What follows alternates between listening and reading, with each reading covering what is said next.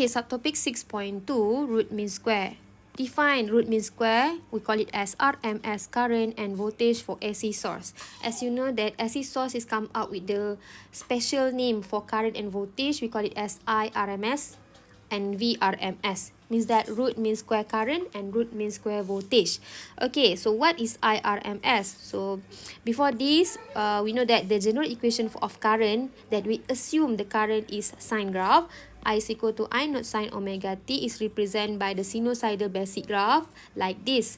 And then you have to square this equation. We get I square equal to I naught square sine square omega t, where it's represented by this graph. I squared versus t. So the maximum here is I naught square. Okay, I naught power of 2. And then after that, after we square the equation, we mean the equation. Means that divided by 2. So divide this graph, we get this position is I naught square over 2. Okay, same goes with this graph. Okay, I naught square over 2. And then after that, we root this equation. Okay, so we get IRMS is cert I naught square over 2. Okay, I repeat, IRMS is equal to square root I naught square over 2. So it will represent, we simplify it. So I naught over cert 2. So this is we call as formula for current root mean square. Okay, so root mean square current IRMS is defined as the value of the steady DC current which produce the same power in a resistor as the mean average power produced by the AC. So the unit for RMS current is ampere. So this is formula for the IRMS is I naught over cert 2. Okay, so how about root mean square voltage?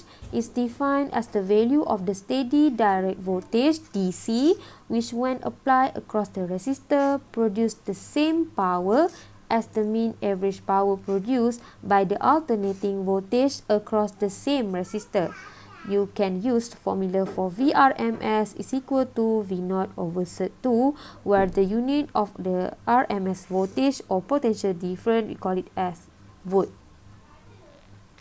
Okay, based on the true experiment, we can conclude that okay, IRMS actually the value is same as the steady direct current, and VRMS is equal to the value of steady direct voltage that produce the same power as a power average that direct current and direct voltage across the same resistor. Okay, contoh in this experiment, we use resistor act as a lamp. Okay, and then power here kita nak prove power can be measured based on the brightness of the lamp. Okay, so setup of apparatus, first dia ambil first bulb, dia connect with the direct current, and then dia set dia punya brightness. Okay, dia set lah, maksudnya dia set pada 3 volt, and then dapat satu brightness lah, 3 volt, and then ada satu brightness. So now dia ambil satu lagi bulb, connect with the AC supply, and then dia increasekan current ataupun increasekan voltage lah. Dia increasekan voltage supaya brightness dia ni sama. Brightness of AC ni sama dengan brightness DC tadi. Okay, bila dia increasekan voltage, so dia akan dapat satu graf macam ni. Daripada osiloskop punya reading lah. Okay, dia akan dapat satu graf macam ni di mana, okay, bila dia tunjuk graf warna biru is graf AC, okay, the grade 1 is graf DC, direct current. So, di mana waktu ni direct current 3 volt, brightness dia akan sama bila peak voltage dia adalah 4.2 volt. Peak voltage bagi AC 4.2 volt dan direct current 3 volt, brightness dia sama.